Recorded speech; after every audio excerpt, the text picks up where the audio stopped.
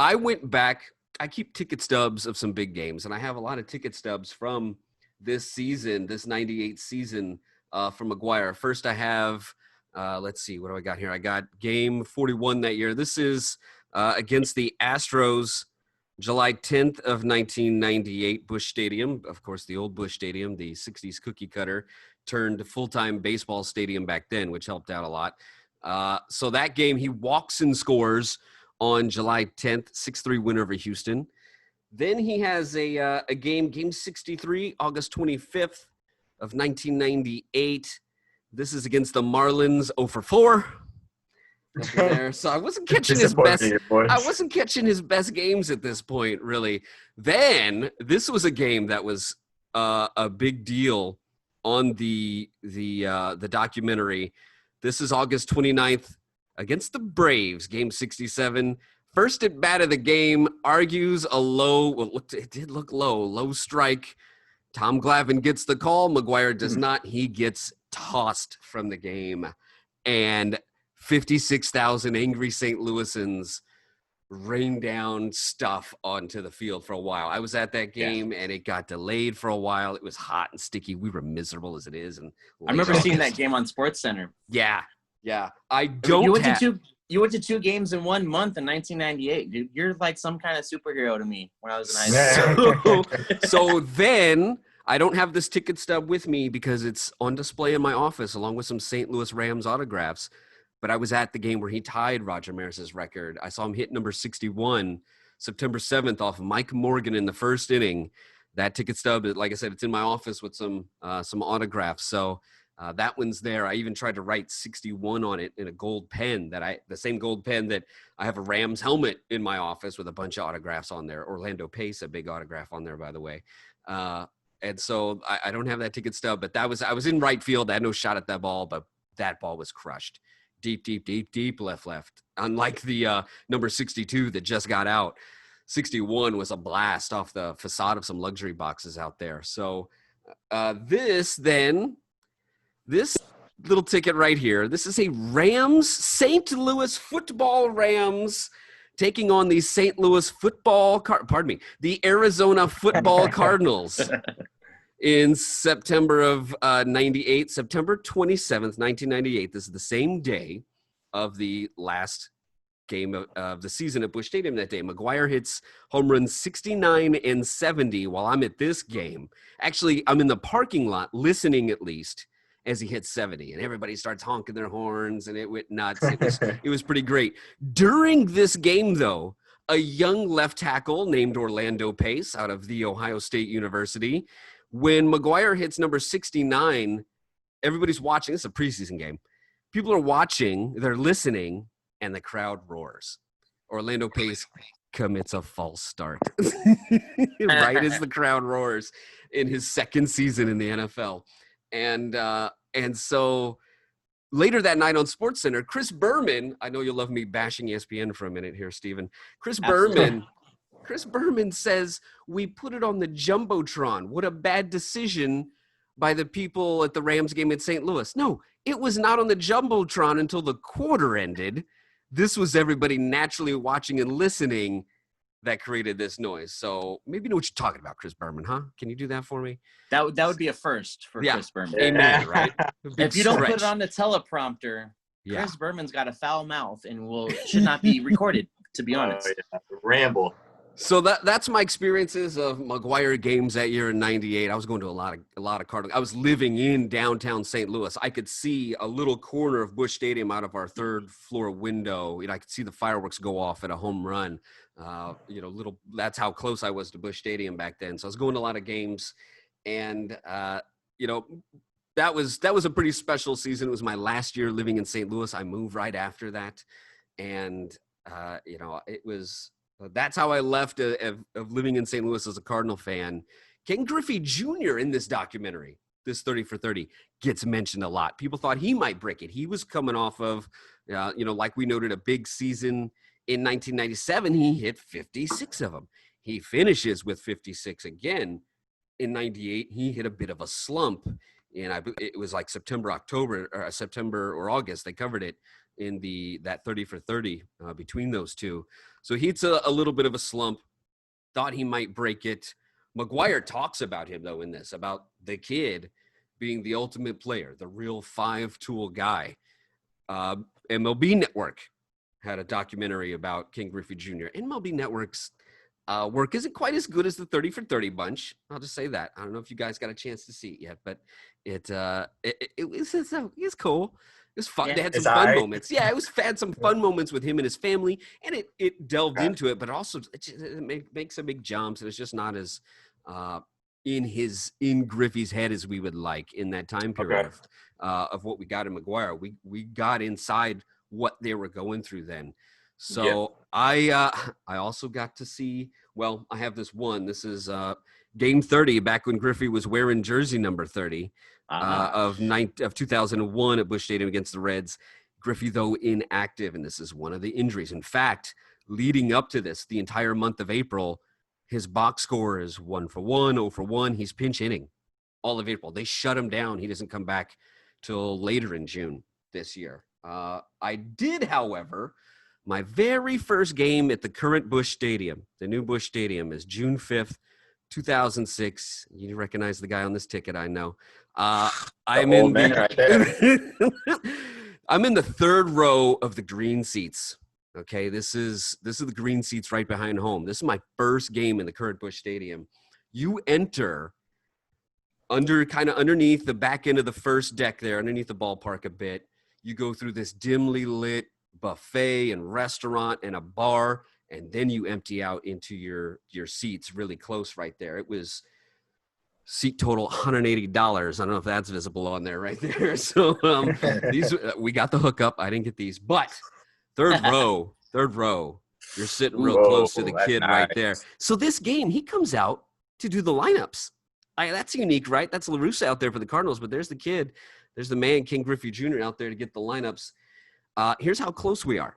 This is us from the third row as some fans are talking trash to him about getting hurt. About don't get hurt on the way back to the dugout, because he hit a solo shot to the batter's eye you can see behind him in center field in the fifth inning off Jeff Sapan. A big old no-doubter. Later in this game, in the ninth inning, Ken Griffey Jr. hits a 3-run bop to deep right field off of what we would learn would be injured Jason Isringhausen. We didn't know he had a hip problem at the time in 2006. If I gave up that hit, I'd have a hip problem. Yeah, I'd have something for sure. So it wouldn't come out till a month later. We shut him down when rookie Adam Wainwright would become the closer of a team that won a division with 83 wins on the way to an 06 World Series championship. It's hilarious. At the time of this game that I went to, they're battling for first, the Cardinals and Reds. They're 35 and 22. The Reds are 2-3 games behind that. The Reds would finish 80 and 81 and 81. I think they were a 500 team that year, 2 games behind the division winners. So that was, and they did touch on this in this documentary on him about a lot of people were questioning Griffey's toughness. A lot of people were thinking, boy, is it physical or is it mental? This is a guy that played 100 miles per hour. This is a guy that scaled walls, crashed into walls, slid head first. You know, I got to see that a little bit when he came to the Central. He wasn't the same guy anymore. You know, it really declines then when he comes to Cincinnati. He has like that one still big peak year. In fact, when you go to he has one last year as a base stealer, and that's the last year in Cincinnati. He hits 48 dingers, steals 24 bags. First year in Cincinnati, he hits 40 of them, drives in 118. He only steals 6 bases, and it's a sign of what's coming. He plays 145. The next year, just 111 games. It's 22 of them, drives in 65, only steals 2 bags. Next year, he's playing 70 games, 53 games, 83 games. Like, ooh, you know, it's really starting to pile up of this guy that played 100 miles per hour. You know, I think of myself as a fan back then. I might have laughed at what these guys were saying, you know, about him not getting hurt. And he's talking back to him like, this is my life. This is my career. And you're wishing that on me. And that was a bit of a waking moment for me as a 30-year-old, not quite back in this business yet. I had my internships. In fact, there's a moment in this movie in this documentary, Ken Griffey Jr. hits his 500th career home run in Busch Stadium against the Cardinals off Matt Morris on Father's Day that year.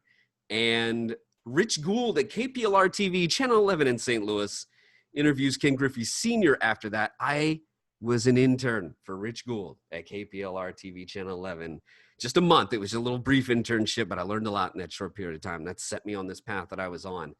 But back then, it's just coming back as a fan, in that first year of New Busch, it's like, wow, the things he said in that short period of time, sitting there in the fourth row, watching this interaction with him and some guys drinking a lot of beer, just that attitude. Your thoughts on that, Chris, of how a banged up guy gets labeled to certain things, like you got your Yankee shirt on and it's happening to Giancarlo, with his pattern. So, it's a demanding physical game. You just talked about the grind of 162. McGwire mentions in that 30 for 30 how shot he felt in September, especially that last day when he hits 2 to get 69 and 70.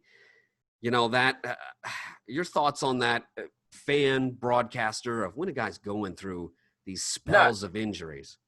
Yeah, I mean, these guys are putting their everything day in and day out. Off days, they're constantly in the park doing what they need to do, whether it be fly balls, grounders, hitting, whatever. These guys live at the park from when they start spring training up until the end of the season. And then even in the off season, they're doing the same thing. It's 24/7 baseball, even in the off season. And people don't consider the off season. Yeah, they're like, oh, well, off season, they're probably doing nothing, staying home with the family. Yeah, they have more time for family, but that doesn't mean they're not working out at their home, 8-10 hours a day. I mean, they may be surrounded by their family, but they're still putting in a tremendous amount of work. And on the toll on your body, I mean, you're obviously getting older. You're not getting younger day by day. And so, I mean, these guys, I think some of it could be, these guys are getting older. They still think they're that 23-year-old, 24-year-old breaking in the league thinking, oh, I can do this still. And then they soon find out, oh, whoa, I got to take a step back. I can't do that anymore like I used to. So, I mean, as a fan, you kind of put up this, perfect world like, oh, well, they're baseball players. They're professional athletes. They're unstoppable. They're inhumane. They can do whatever they want to. Why are they sitting out tonight when I'm going to the game? Why does he need a day off? Like, he doesn't need a day off. Like, he can play all the games, and on a torn hamstring or a pulled hammy, he could totally play. But it's like, I played baseball. I played sports all growing up. I had to stop after I graduated high school, but still being in the industry, even as a broadcaster, I mean, I weight lift and everything like that. I go to the gym a lot, and even just that on a toll of a guy who, a guy in Vacaville, California, not doing much, but I mean, I see what, what I'm saying? Like, when you work out your body, you're working out. These guys are working out. These guys are doing their baseball drills. And then these are guys that are playing games. The amount of stress they're putting on their bodies is absolutely ridiculous. And I think that's what, like I said, as a fan, you become so ignorant and so closed-minded that you don't take in consideration, you don't take that step back and be, man, this guy has put 110% his entire career. He's put in all the work he's needed to. That it's just natural for a decline. And some guys it comes later, some guys it goes, a lot earlier. And for example, I mean, look at the most recent I can think of, for example, is Albert Pujols. Once he got to the Angels and he started to age a little bit, that was right when in there, oh, how come Pujols isn't, his lively self in St. Louis, stealing a decent amount of bags, hitting, 40 and a 120, hitting 300. I mean, you age. That's because they drug test in LA. It's because he's actually 49. It's because he's actually 49 years old. I agree with him. I mean, that birth certificate's fishy, man. It really is. But That's true. I need to have a heart-to-heart talk with my Dominican player friends about, hey, guys, you're throwing off the curve with the analytics about when the decline begins. Yeah. You're hurting guys getting contracts after age 32. Please be real. Yeah, he was getting AARP phone calls. Yeah, exactly. Like I said, I mean, there's so much that these guys are doing that as a fan, you don't think. Like I said, you just think they're ball players and they're there to play the game, that they're, they're not going to get injured. They're not going to do this. But, you know, in all reality, we're all human at the end of the day. And, you know, anything can happen. And, you know, the body is not going to stay perfect. You know, if we could stay at our 23-year-old, 24-year-old primetime selves our entire lives, then, man, I think we would all sign up. But that's the thing. I mean, these guys got to take care of their bodies too and do the most. And, you know, that's what I'm saying with as far as regarding the whole steroids. I mean, these guys are just looking for an edge. These guys are looking for something that's going to keep them healthy, that's going to keep them playing, because it is their career. It's, you know, if you're not putting up to what the media, to what your team, what your manager, the front office, whoever has an expectation of you, then you're going to be out of money. You're going to be out of your job. You're going to be, you know, you're going to be finding yourself in the minors. Then you're going to be finding yourself as a hitting coach at some college here soon. And so it's, you know, it, as a broadcaster, as a guy still in the industry, you guys can definitely, you know, touch on this too. You understand what these guys go through on a daily basis. And as a fan, like I said, you don't take that into consideration whatsoever. You want them to entertain you. And if they're not there, you know, if Aaron Judge is sitting the day I'm coming to the Yankees game, I'm going to be furious. No, I mean, you know, it sucks. Don't get me wrong. But, I mean, these guys do need their rest. And that's why there's the whole load management now and, you know, take them out in the 6th, 7th inning as far as baseball goes. Or, you know, let's have a couple of days off. Let's work them in. Pinch hit tonight. So, I mean, there's so many factors that play into it. And as a fan, you become closed-minded. And you just have this perfect little world that they're going to be, you know, this primetime player their entire careers. Like there's going to be a decline at some point. And like I said, some players it comes sooner, some players it comes later. The last thought on this game with Ken Griffey Jr. that night that I went, there was a wild pitch in his at bat. Izzy bounces one. So first base is open. Adam Dunn's on deck. Adam Dunn's 0 for 2, walked a couple times that night. Felipe Lopez doubled. Rich Aurelia walked. And they got pinch run for. And so first base is open. And I'm yelling, walk him, walk him, walk him. And there it goes into deep right. Me and Tony La Russa weren't cool for a couple days there. I love Rich Aurelia. Yeah, I bet you do. So no, you know, I got to meet Richie when I was working at Gotham Club. And I'll roll this into what we're talking about right here. But I actually was outside of the club and seen him walking, and he was kind of outside the door. And I was like, Richie, like we were old buddies and hadn't seen each other since college. And he was like, what's up, bud? And he gave me a hug. I'm like, what's going on? You coming in the club? And he's like, I don't have my membership card. I'm like, if anybody ever stops you walking to this stadium ever and asks you for ID, slap him in the face for me, because you deserve to be in here. Come on, come with me. His like, driver's license alone just been, oh God. Right? Really? Yeah. Right. I walked him in. And he was like, hey, I want to have a wine dinner here. And that's right up my alley from my restaurant background. So I started talking to him. He's like, I'm only going to hold it here if you work it. So I got to work a Red Stitch wine dinner with him, and then Dan Brown from Costa Brown and his wife, Allie. And it was an amazing dinner. But I want to bring up Gotham Club real quick, like I tend to do on this show. You know, just a minor flex. Fun place to be. Yeah, it is. So all the fans out there, when you think about players, right? So at the Gotham Club, it's part-time-ish because you only work when the team's in town. Sure. And then a few events here and there when the team's away. But you work 10 days straight on your feet as a bartender with no days off. And that gives you a glimpse of what these players are doing on a 10-game homestand. Maybe it's 10, 11 days. But they're there, and they're at the park every day. They're in the weight room. They're in the cage hitting. They're getting instruction. You know, they might be watching film or taking in something, for an opposing pitcher coming up, or maybe a pitcher wants to work on something. But as a bartender, you know, we're there, you know, an hour or 2 hours before the game, and then an hour or 2 hours after the game, on your feet the entire time. Well, imagine being an athlete and have to be tip-top shape. Mm-hmm. As a bartender, I'm never in tip-top shape. Let's just put that out there. But it can give you kind of a glimpse. Like, go to your work and work 10 days straight. You have 1 day off, and then you leave your family for another 10, 12 days. Yeah. And then you come back. You know, and it's at 162 in 180, 185 days or so, depends.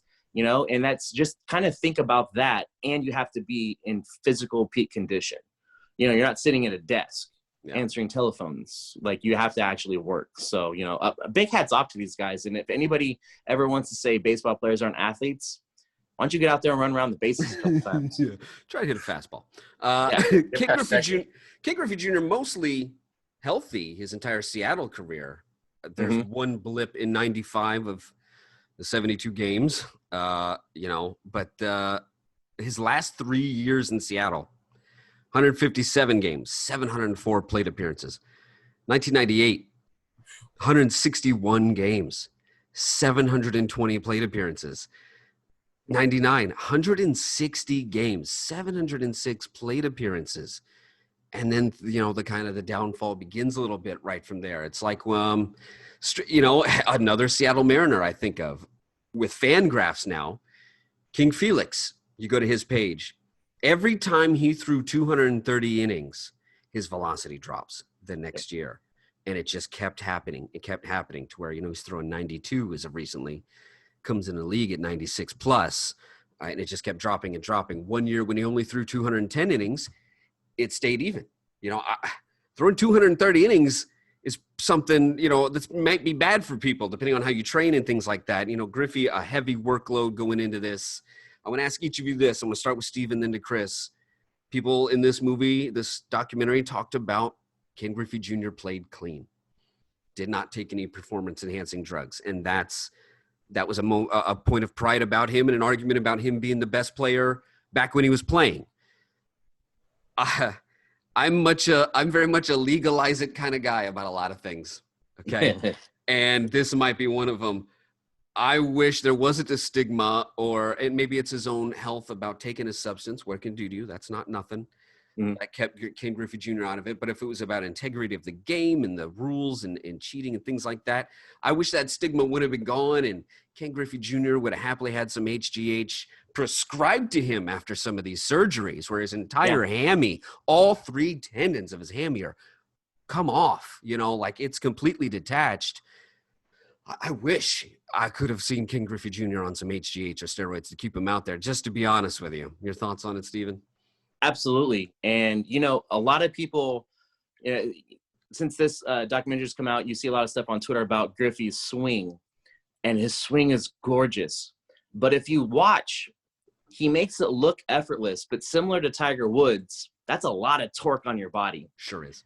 And that right there is going to cause your body to break down over time. As you mentioned, all these 700 plus plate appearance years, your body just can't handle that. And a swinging of a baseball bat is such an unnatural act. They say pitching is an unnatural form. Yeah. So is swinging a bat the way that they do. And you almost kind of, I'd love to hear what conversations were like between senior and junior. Because senior played in an era, as you mentioned, Chris, greenies. Greenies, for those of you out there that don't know, that's meth. Basically, it's meth in pill form. So these professional athletes are going out.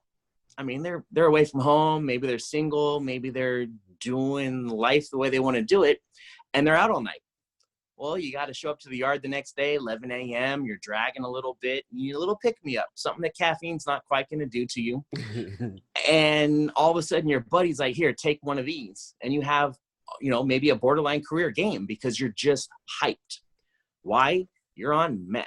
And it's just a reality of it. And if you guys want to, you can agree with his politics or whatever, but look at Aubrey Huff's book and about how he was addicted to Adderall and, knew about greenies and took all these things that were acceptable. So you almost wonder what conversations were like between junior and senior, because senior played in that era where greenies were basically as like a candy dish in the clubhouse. You need to pick me up. You need to get out there and get your job done, son. And, junior and senior actually, played in the league at the same time, a little bit overlapping in their careers, which was great as a kid. I have some amazing baseball cards that kind of depict them out there together, in the league together, that is. And you almost wonder if senior maybe tried to nudge him in one way or another and maybe maybe Junior was just, I'm not going to do that, or, oh, I don't know, Dad, or thanks for the advice, I'm going to take care of my body, because he was in great shape for a baseball player. And you kind of wonder, like, just kind of how that happened there in the early 90s, and then as the strike shortened season, and then he was still at top of his game going through the mid 90s. I mean, the first baseball player signed to Jordan. And so, as we make a Jordan tie, as we spoke about Jordan earlier, he was at peak popularity in the game, and African-American player in the game, which we don't see much of anymore at the height of popularity. And it was such a big deal. And me as a kid during that time, getting to watch the kid play was awesome. And I'm with you, Tim. If we could have seen him go harder and farther, like, what could that have been? What would it have been like to see him, Sosa, McGwire, Bonds all in a home run chase together? Because that would have been magical. It's this fuzzy line, Chris, about what's unfair, but you mentioned it, guys just looking for an edge and advantage. Us getting an espresso before it get, the energy drinks, this fuzzy line about, especially from fans, like, okay, how did you enhance your weekend's performance, bud? Let's Well, I mean, I'm not going to say I took a greenie before the show. No, exactly. So it's this fine line, your thoughts on the reality of when a guy's got to make that decision. Man, I'm good, I just can't seem to stay out there, versus Brady Anderson. I'm okay, I guess I can amplify what I am, I already touched on it. These guys are consistently looking for something to put them at the next level. And, with Griffey, what I noticed too is, obviously when he was brought up, he was just like an A-Rod. Those guys were small. These guys were twigs. They were like Bonds. These guys were super, super small. But Griffey, I noticed that he didn't, I don't know if it was because of the injuries or what, that he got a little fluffier towards the end of his latter stages, towards the end of his career, which obviously doesn't help if you're a baseball player or an athlete in general. That extra weight, the unnecessary weight, is going to definitely catch up to you. And, rehabbing instead of training, it can't be good. Exactly. And so, you can only do so much at a time. And, that's where I think, Griffey might have been selective on what he maybe wanted to do as far as, I'm going to rehab. That doesn't mean, I won't stop working, but, as far as the weightlifting and getting stronger and bigger, that had to take a back seat for him. And, Probably. He did get a little bit of fluff. He did get a little bit of weight just with on age and weight. You're going to see it too, Chris. Stop it. I know, man. I know. I know. So, I think the injuries might have played a part in it, but I would have loved to see him, just the fact that he was, that third guy in that race that year, sitting right behind Sosa and McGwire at the 33 mark. Who knows what would have happened if he would have taken that, testosterone, the HGH, that next level type, edge to be like, oh, well, these guys are doing it. Maybe I should do it and try to keep up with them. It's always a what if, shoulda, woulda, coulda, especially in that regard with him in that specific situation. But Griffey, like you said, Tim, I mean, this guy was nothing but 110% day in and day out. Those catches on the walls, up and down, side to side, whatever the heck you want to, describe it as. This guy was flying all over the field, literally flying, and just the pop he had as a young player just stayed with him consistently.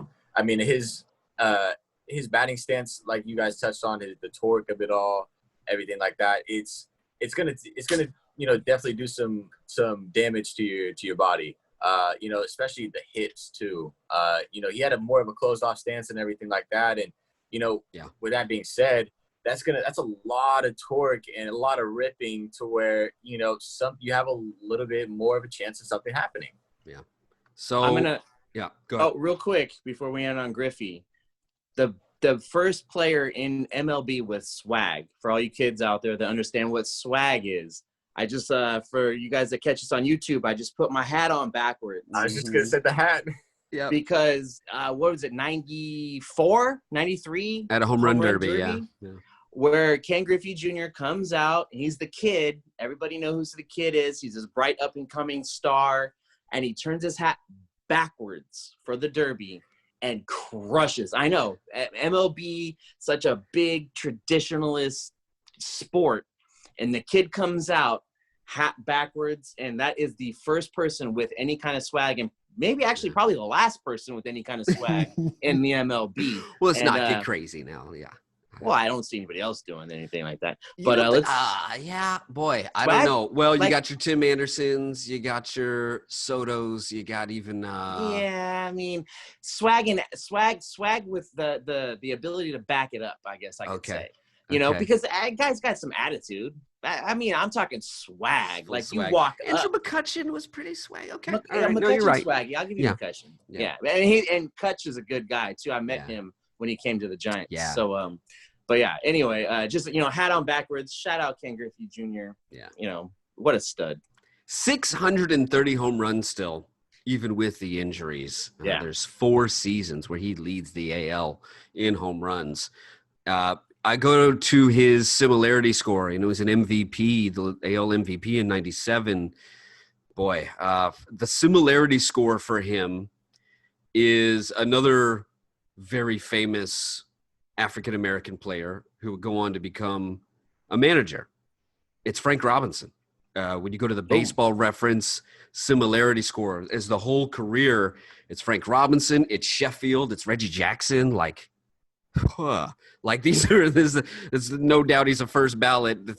For some reason, 3 people didn't vote for him. I don't know if a Yankee fan can speak to that. I don't know what caused that, or how that happened, or why 3 people don't vote for him in the Hall of Fame voting. There's 2 current players. Chris, I want to make you guess this because Steven and I kind of talked about this beforehand. So this is all on you, okay? There's only 2 current players with an even remotely close similarity score at the same age that they are of Ken Griffey Jr.'s career, all right? So think 2 guys that play the outfield, and one is more similar than the other, but another one is at least in the conversation. Your thoughts on what other outfielder you think right now is on a Griffey-ish pace in there, at least in a similarity score on Baseball Reference? Oh, man, this is on the spot right now. Okay. Man. Okay. If I'm more time on Baseball Reference and less time in the gym, Chris. No, you threw me a curveball right there. I'm gonna be honest with you. But I mean, as far as a comparison to Griffey right now, I'll give another center fielder. Okay. I mean, is the blatant one Mike Trout? Like, yeah. are we and that is the only. Yeah. Okay. Dude, I was gonna Chris. say. I thought as similarity wise, I thought you guys were talking about lefty power, but No.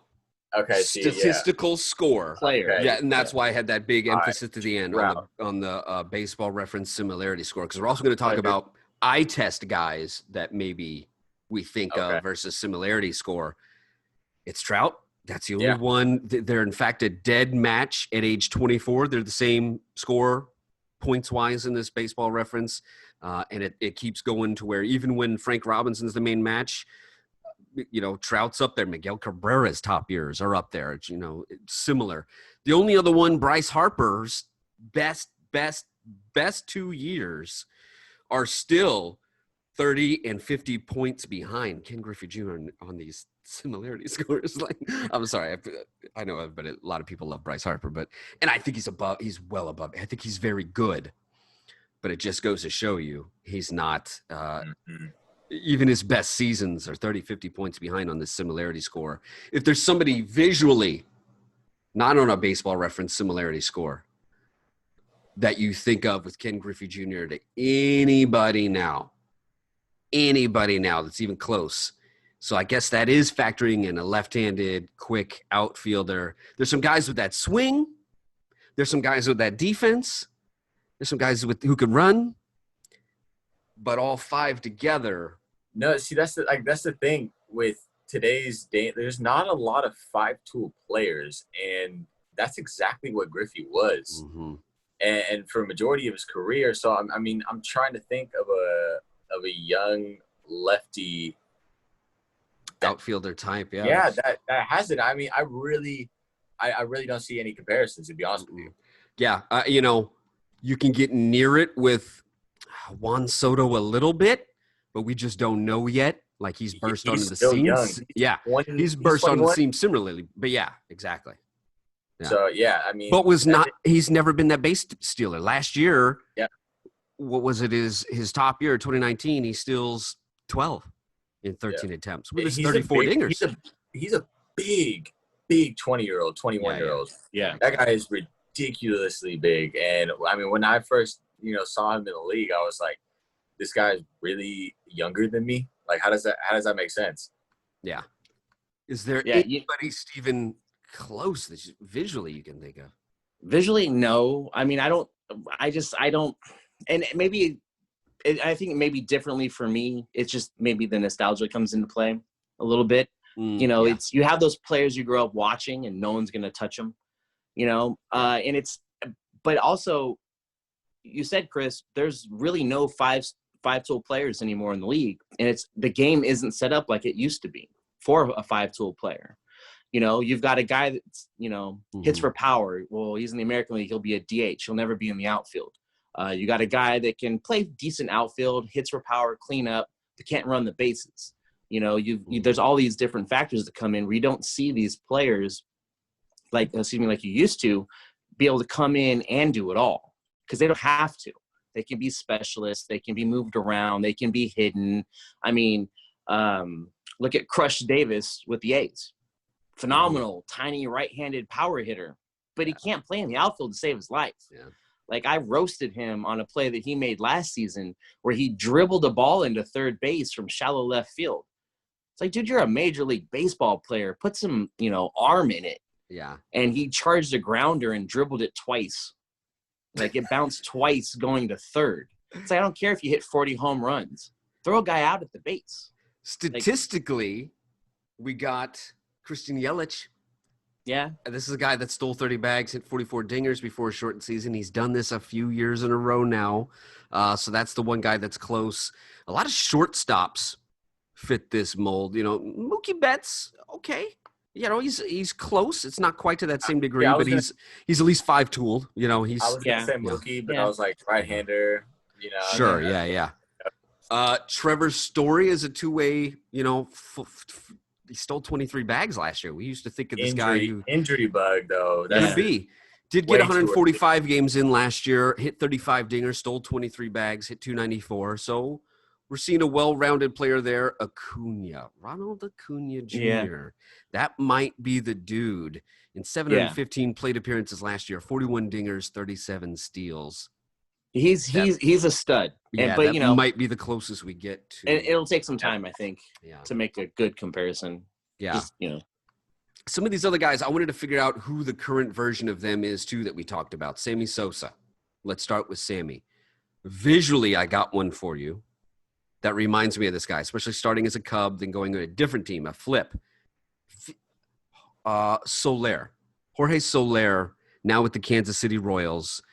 Swing and the style a little bit, they remind me of each other to an extent. That could be, about, a Cuban player that like Soler, maybe that Latin style has it to it. He visually makes me think of Sammy Sosa a little bit as somebody who saw Sammy's prime. But Sammy's similarity scores are, it matches up with Griffey in their 30s. For ages 32 to 38, they're the match on the similarity score. But it's the same sort of bunch for Sosa. Like his career matchups are Jim Thome, Mike Schmidt, Reggie Jackson, Harmon Killebrew, Sheffield.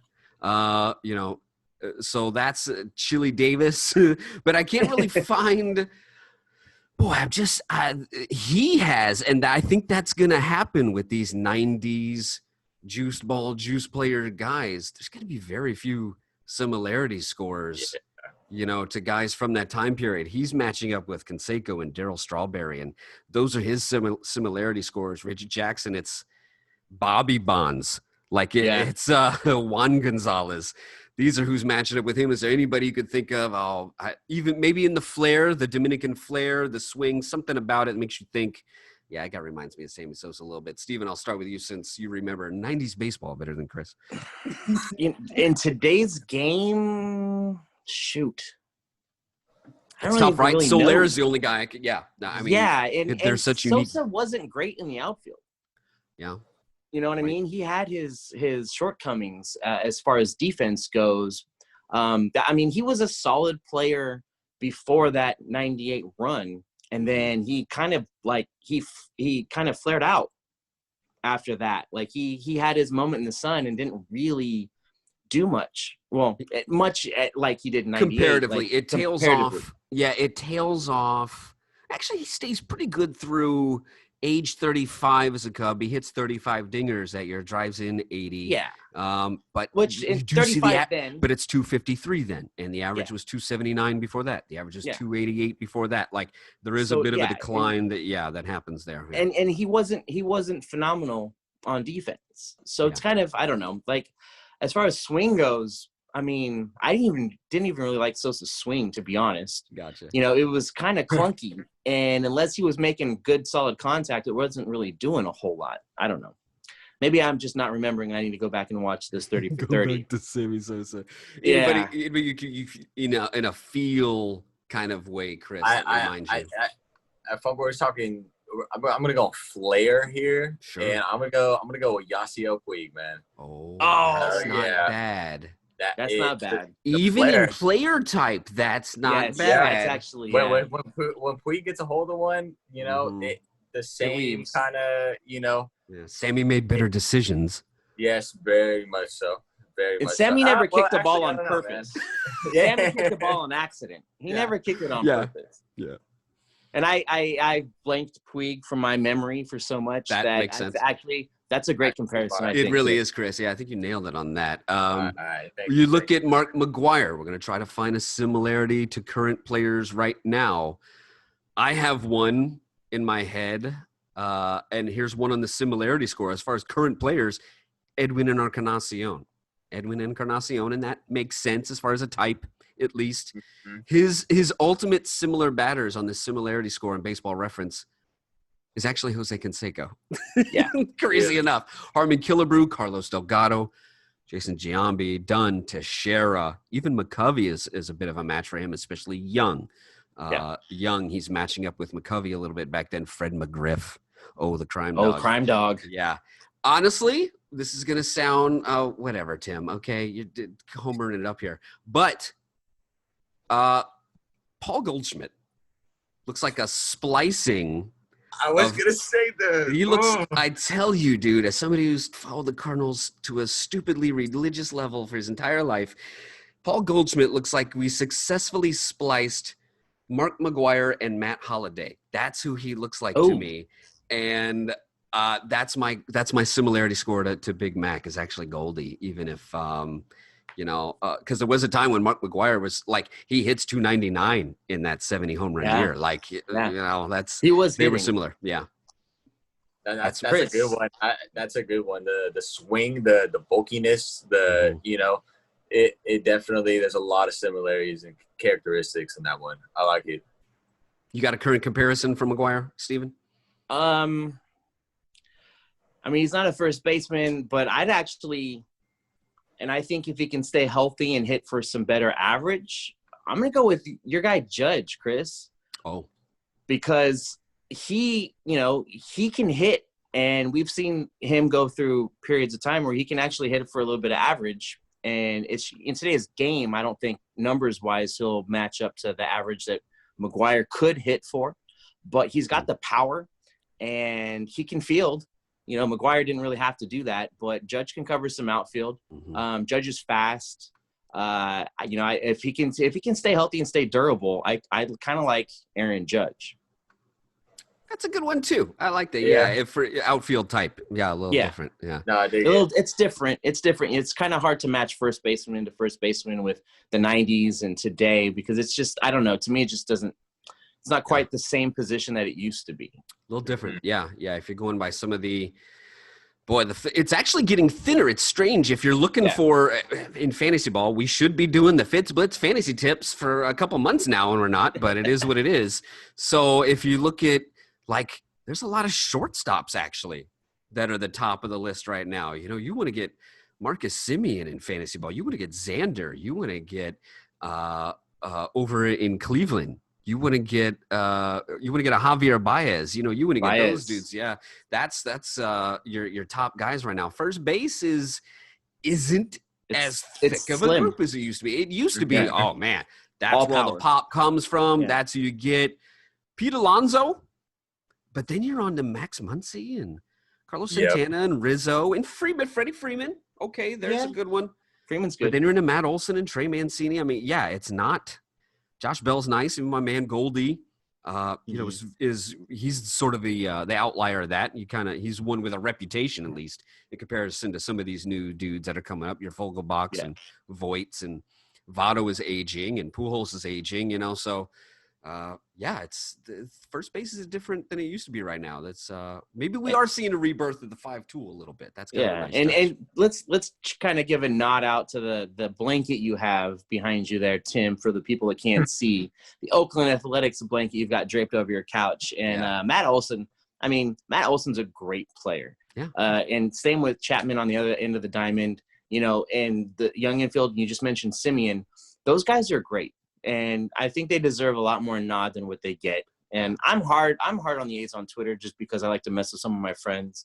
But they're my AL team, and I love to watch what that young core infield is doing. And, you know, their pop might not be there like what the 90s pop was. You know, say McGwire, you know, hitting them in the 40s and 50s consistently, or, you know, getting up there rather. Yeah. The RBI numbers aren't crazy, but they're good. And they're actually good plus, I would say. So, yeah, just a shout out to them real quick for our Bay Area fans listening out there. And I'm actually going to take this and I'm going to splice it. I'm going to put it on Twitter so let everybody know I'm not a hater.